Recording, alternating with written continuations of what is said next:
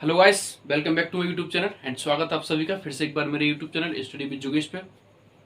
देखिए, हम जो टॉपिक पढ़ रहे थे उसी को ही कंटिन्यू रखेंगे। हम डायरेक्ट इनडायरेक्ट पढ़ रहे थे। डायरेक्ट इनडायरेक्ट में हमने जो हमारा असर्टिव सेंटेंस जो थे वो भी हमने कंप्लीट कर लिए थे, और जो इसके इंट्रोगेटिव जो थे, first time interrogative, second time interrogative, वो भी हमने सब पढ़ लिए थे। एंड अब जो इसके कुछ अगले टाइप्स हैं वो हम पढ़ेंगे। जैसे एक इम्परेटिव। देखिए, इम्परेटिव सेंटेंस में सेंटेंस जैसे मैंने आपको बताया था 5 टाइप्स के होते हैं, है ना, सेंटेंस होते हैं। और अब हम देखेंगे कि उसमें इम्परेटिव सेंटेंस क्या होते हैं। देखिए, इम्परेटिव सेंटेंस वो सेंटेंस होते हैं जिसमें हम किसी को एक या तो किसी से प्रार्थना करें, है ना, या किसी को एडवाइस दें, या किसी से मतलब किसी को ऑर्डर दें। ये जो शब्द हैं, मतलब जैसे अगर इंग्लिश में कहें तो इनके लिए एडवाइस दें या किसी को ऑर्डर दें, या हम किसी से रिक्वेस्ट करें, ये जो शब्द हैं, ये शब्द क्या है हमारे, एक ये हमारे इम्परेटिव में आते हैं। This all words are imperative. तो हम इसमें क्या देखेंगे कि इसके जो सेंटेंस हैं वो आपने पढ़े रखे, आपने पढ़े होंगे। अगर आपने 11 मतलब हाई स्कूल कर रखा होगा तो आपने हाई स्कूल में भी पढ़े होंगे, और आपने 9th में भी पढ़े होंगे। तो हम आज इसी टॉपिक को कंटिन्यू करने वाले हैं, और हम देखेंगे कि ये इम्परेटिव सेंटेंस होते क्या है। क्या टॉपिक क्या है हमारा? इम्परेटिव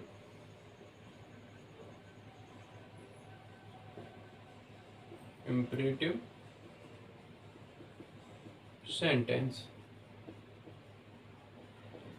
ओके फ्रेंड, तो हम जैसे इसमें देखते हैं, जैसे पहला है द प्रिंसिपल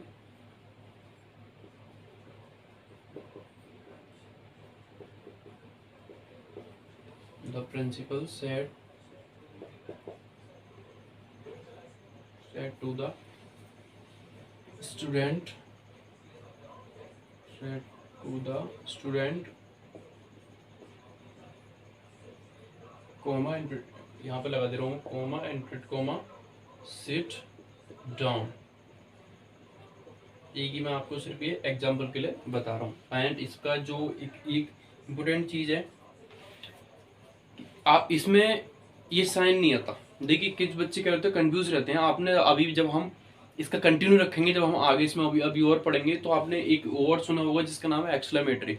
एक्सक्लेमेटरी में क्या होता है कि एक जो लास्ट में एक वो आता है, इससे हमारे लिए उसमें पहचान पड़ जाती है, लेकिन इसमें हमारे लिए पहचान नहीं पड़ती है, क्योंकि इसका ऐसा कोई भी साइन नहीं होता।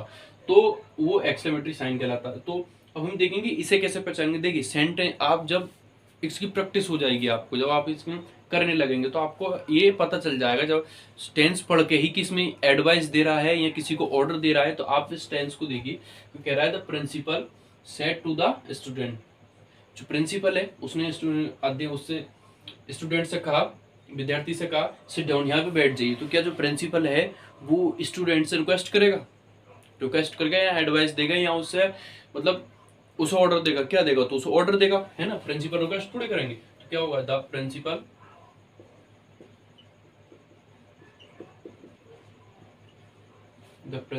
ऑर्डर, सेट टू की जगह क्या आएगा हमारा? Order the students,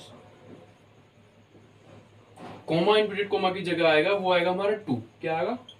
to and sit down.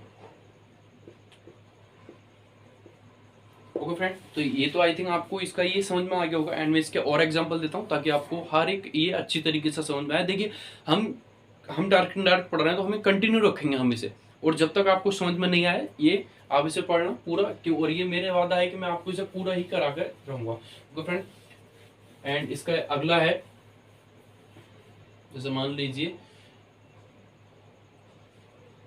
The boy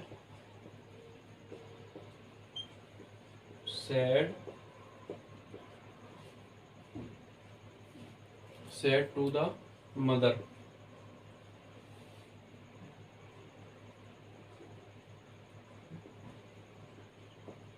comma, inverted comma, please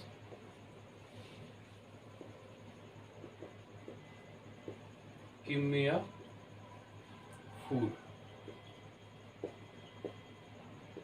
आपको एक ऐसी एग्जांपल्स के लिए दे रहा हूँ, ये कोई मतलब बुक में तो पता नहीं मुझे होंगे ना होंगे, जो भी है दे रहा हूँ। तो अब इसमें देखेंगे तो जो कोई लड़का है, आपको ये अच्छी तरीके से आप ये इस टेंस को आप एक अपने ऊपर लेके देखिए कि आप मान लीजिए कि आप एक अब तो एक मतलब आप अपनी माँ से रिक्वेस्ट करेंगे, उन्हें ऑर्डर देंगे। ये आपको एक समझ में आ रही होगा, आपको अगर मतलब अच्छी तरीके से क्या करेंगे तो आप उन्हें ऑर्डर थोड़ी देंगे, आपसे रिक्वेस्ट करेंगे। तो इसका क्या होगा हमारा द बॉय रिक्वेस्टेड। अच्छा, आपको ये तो समझ में आ गया होगा कि हम जो रिक्वेस्ट का है, हम रिक्वेस्टेड क्यों कर रहे हैं, क्योंकि ये जो हमारा जो रिपोर्टर लाइन है वो किसमें है, सेट टू आ रहा है ना, सेट टू। तो ये किसमें हमारी, ये पास्ट में है। ओके फ्रेंड, तो इस वजह से हमारा क्या आ रहा है, इसमें रिक्वेस्टेड आ रहा है। तो the boy requested the mother, comma inverted comma की जगह क्या आ जाएगा, टू, एंड मी क्या है, आई का भैया क्या है, मी। एंड अगर मान लीजिए यहाँ पर आई होता तो द बॉय है, तो द बॉय क्या आता, ही आता। जब आई का भैया मी लगाया गया है तो हम ही का भैया भी हिज लगाएंगे। ये मैं आपको एक एग्जांपल्स के लिए बता रहा हूँ। तो क्या हो जाएगा, please give me his food, sorry ये मैंने हिम लिख रखा है, हिज लिख रखा है, him a food. Okay friend, तो ये आपको आई थिंक इसके समझ में आ गए होंगे। एंड इसमें इसका एक जो रिक्वेस्ट वाला हो गया हमारा, इसमें रिक्वेस्ट वाला एक एडवाइस वाला और देखते हैं, ताकि आपको एक एडवाइस वाला भी अच्छी तरीके से समझ में आ जाए। जैसे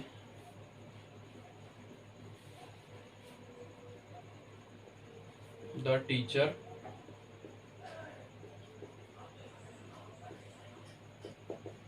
said to student, said to Mohan कर ले रहे हैं ना,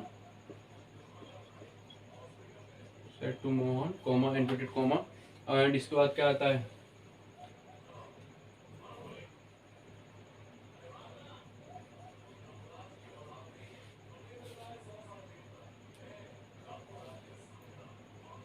यू मस्ट हार्ड वर्क।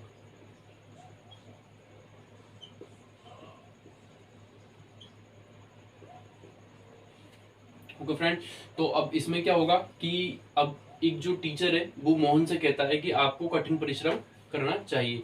तो अब इसमें एक रिक्वेस्ट दे रहा है, ये हम इसे ऑर्डर नहीं मानेंगे, क्योंकि कोई भी है, अब ये एक अच्छी सलाह दे रहा है। तो हम इसे किस तरीके से करेंगे, the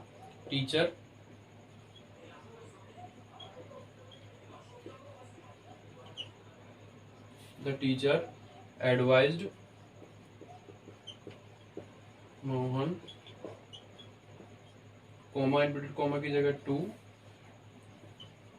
end you must hard work.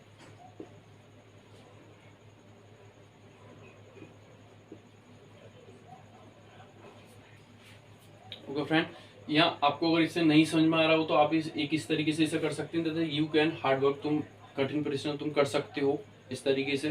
ताकि मतलब कोई बच्चा है जो मेहनत नहीं कर रहा है, और अगर कोई से स्टूडेंट कह रहा है कि मतलब जो टीचर है उससे कह रहा है कि आप कठिन परिश्रम कर सकते हो, आप कर नहीं रहे हो, तो वो भी एक एडवाइस हो गया। तो हम इसकी जगह क्या लगा सकते हैं, कैन लगा सकते हैं। तो यहाँ पर क्या हो जाएगा, हमारा गुड हो जाएगा। जो भी आपको अच्छा लगे आप लगा सकते हो, क्योंकि कैन का कोड में चेंज हो जाता है, आपने पढ़ाई होगा, मेक माइट में चेंज हो जाता है।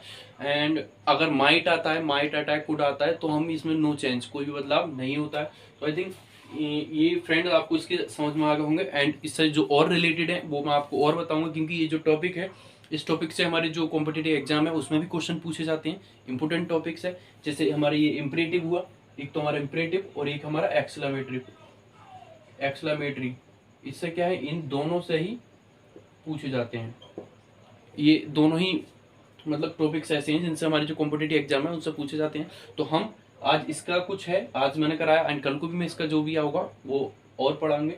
फिर इसके बाद हम एक्सक्लेमेटरी करेंगे, और एक्सक्लेमेटरी को हम अच्छी तरीके से समझेंगे, क्योंकि इसके कई सारे जो मतलब सेंटेंस हैं, एक दो हैं डायरेक्ट इनडायरेक्ट, जो उसमें एग्जाम में आने की संभावना रहती है। ओके फ्रेंड, तो आई थिंक ये आपको अच्छी तरीके से समझ में आ गया। मिलते हैं कल।